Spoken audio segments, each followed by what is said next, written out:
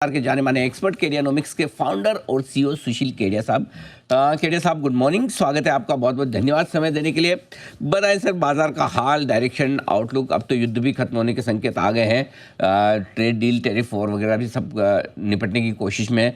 क्या लगता है, बाजार मजबूती बनाए रखेंगे या फिर से गिर जाएंगे? क्या व्यू बन रहा है आपका? देखिए, जहां तक बात खबरों की है, खबरों का काम है खट्टा मीठा ही माहौल रहता है खबरों का। एक साथ जब बहुत ज्यादा मिठास आ जाती है, यूक्रेन में भी झंझट मिट गया, इंडिया पाकिस्तान में मिट गया, ट्रंप ने भी वॉलेटाइल बातें करना कम कर दी। आपके कलीग को मैं भी सुन रहा था, बहुत सटीक शब्दों में उन्होंने ट्रंप के नेचर को डिस्क्राइब किया। वॉलेटाइल व्यक्तित्व है, मर्क्यूरियल टेम्परामेंट है, बिल्कुल मार्शियन पर्सोना है। थोड़े थोड़े दिन में उत्पात मचाए बिना रह नहीं पाएंगे, मेरे को लगता है उनकी प्रकृति है। शायद उनका हरियाणा से कनेक्शन, हमारे गांव से, हमारी टाइप के है वो।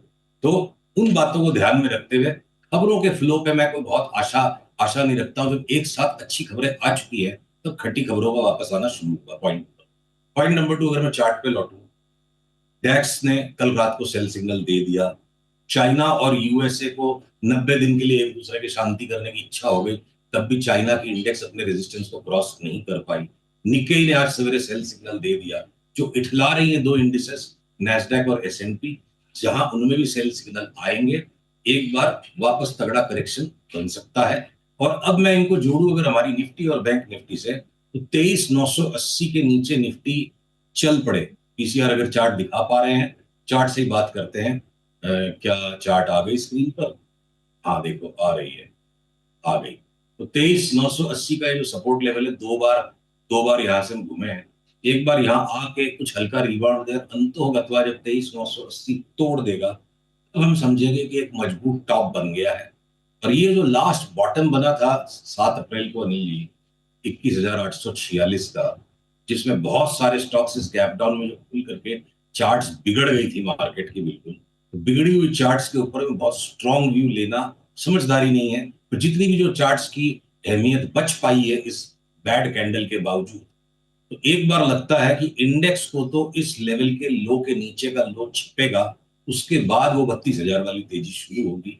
और वो इस कैंडल के नीचे हम जाएंगे, इस व्यू को हम ट्रिगर करेंगे जिस दिन 23,980 के नीचे बंद आ जाए। और लगे हाथ में अगर बैंक निफ्टी का भी हाल दिखा दूं, 23,980 का इक्विवेलेंट लेवल एक बार के लिए 53,130-40 है।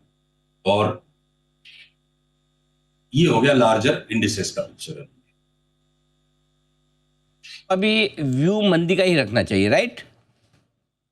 अनिल जी, तेजी के गर्भ में मंदी, मंदी के गर्भ में तेजी हमेशा ही चलते रहते हैं। और सारा शेयर बाजार गिर जाएगा, सारा शेयर बाजार बढ़ जाएगा, ये भी कभी नहीं होता है। तो खास करके तेजी या मंदी का जब अंतिम चरण आने वाला होता है, तो हमारे केडियानोमिक्स के अंदर हम बहुत ज्यादा सावधान हो जाते हैं। क्यों? इंडेक्स अगर फाइनल नया टॉप बनाए, उस टाइम पर बहुत सारे आप देखोगे बी ग्रुप के स्टॉक्स पार्टिसिपेट नहीं कर पा रहे, चरमरा रहे हैं, वो ऊपर की ऊंचाई नहीं पकड़ पाते। तब हम फाइनल टॉप को पकड़ने का साहस करते हैं कि बाजार में वो फ्लेवर नहीं बन रहा है। तो उसी तरीके से अगर ये एक नया लो और बचा है इंडेक्स में, तो बहुत बड़ी खतरे की बात यह है कि दुनिया भर के बी ग्रुप के स्टॉक्स और छोटे वाले एफ एंड ओ के स्टॉक्स में लगता है लॉन्ग टर्म बॉटम हो चुका है, तो वो दोबारा नए लो पे नहीं। Failure of bottoms on a large number of stocks while main index makes a new bottom might be the long-term bottom. ठीक बात है, ये आपके लिए मतलब तेजी के मार्केट में कमज़ोर स्टॉक मिलेंगे, मंदी के मार्केट में मजबूत भी मिलेंगे, ये होगा भी। तो अगर कहीं तेजी करने का आपका इरादा है, तो वो कौन से शेयर या सेक्टर्स होंगे? तो अगर निफ्टी में अभी भी लगता है अगले 1-1.5 महीने में एक नया लो बन जाए, तो मैं शॉर्ट टर्म के सट्टे बहुत सिलेक्टिवली तेजी के करूंगा।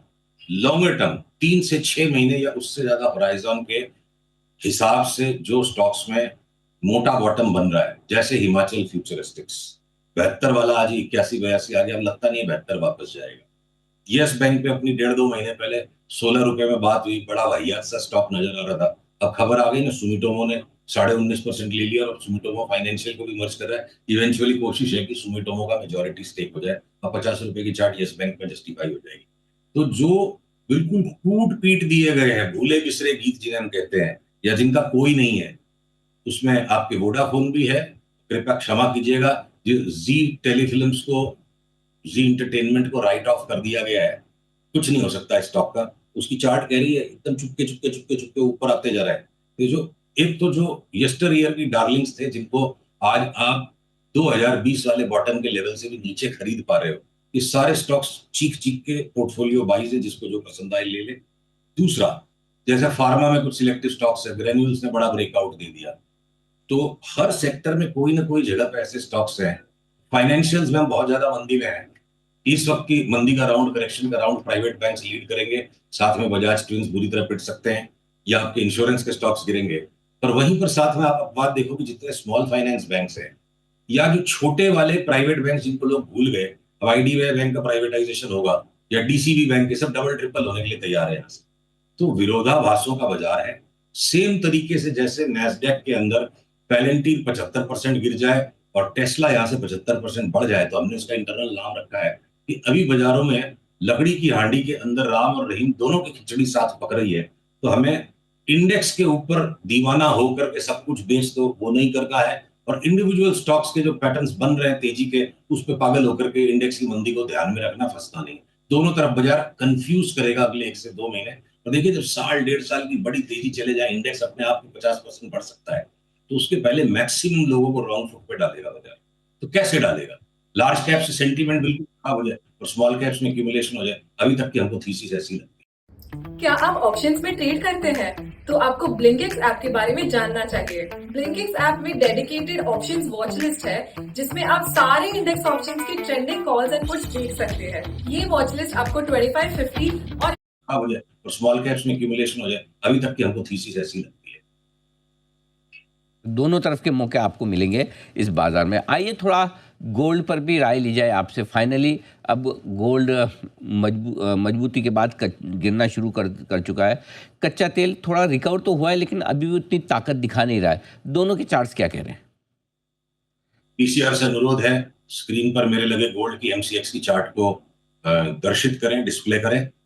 तो देखिए, गोल्ड के अंदर में एक जो ये लोअर टॉप बना हाईएस्ट प्राइस के बाद, अभी भी हम इस ट्रेंड लाइन के नीचे नहीं गए हैं। हालांकि मोमेंटम ने लास्ट 20 दिन का, लास्ट 40 दिन का नया लो बना दिया।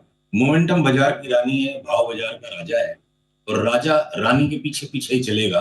मोमेंटम से प्राइसेस डिफाइन हो रहे हैं, प्राइसेस से भले मोमेंटम को कैलकुलेट करते हैं। तो अंतोगत्वा ये लाल लाइन को भी टूटना चाहिए। कल की कल टूट जाएगी या 2-4 दिन का रिबाउंड देकर टूटेगी, ये पकड़ना संभव नहीं है। तो जिस दिन ये लाल लाइन टूटेगी, तो इसकी फिर मंदी के कदम सरपट सरपट और ज्यादा रफ्तार पकड़ेंगे। और एक बार 80,000 तक की बात करते हैं, टुकड़े टुकड़े में बात करेंगे। अंतोगत्वा तो वो 65 भी हो सकता है, उसके नीचे भी हो सकता है, पर उतनी बड़ी बात करने में ना उसको हजम करना कठिन हो जाता है। और दूसरी बात, अगर मैं क्रूड की एक बार एक ग्लोबल चार्ट को लेता हूँ, ज्यादा लिक्विड है। अगर मैं क्रूड ऑयल की इस ग्लोबल चार्ट को लेता हूँ, देखिए अनिल जी, एक तो जो कॉमन सेंस से पकड़ने की बात है, वैसा क्यों होता हो समझ नहीं आ रहा। पर स्टैटिस्टिकल जो स्टडीज करते हैं और उसके बेसिस पे ट्रेड करते हैं, नॉर्मली गोल्ड और क्रूड 15 दिन का व्यू ले लो आप, 1 महीने का व्यू ले लो, 3 महीने का व्यू ले लो, 15 दिन से लेके 6 महीने के व्यू के अंदर में हर टाइम फ्रेम पे गोल्ड और क्रूड करीब करीब एक दूसरे के ऑपोजिट चलते हैं। एक तरफ जहां गोल्ड की मंदी है, वहीं क्रूड के अंदर आप देखोगे मोमेंटम ने घटने से मना कर दिया है। तो मैं $52-53 से नीचे की क्रूड में मंदी नहीं पकड़ता हूं।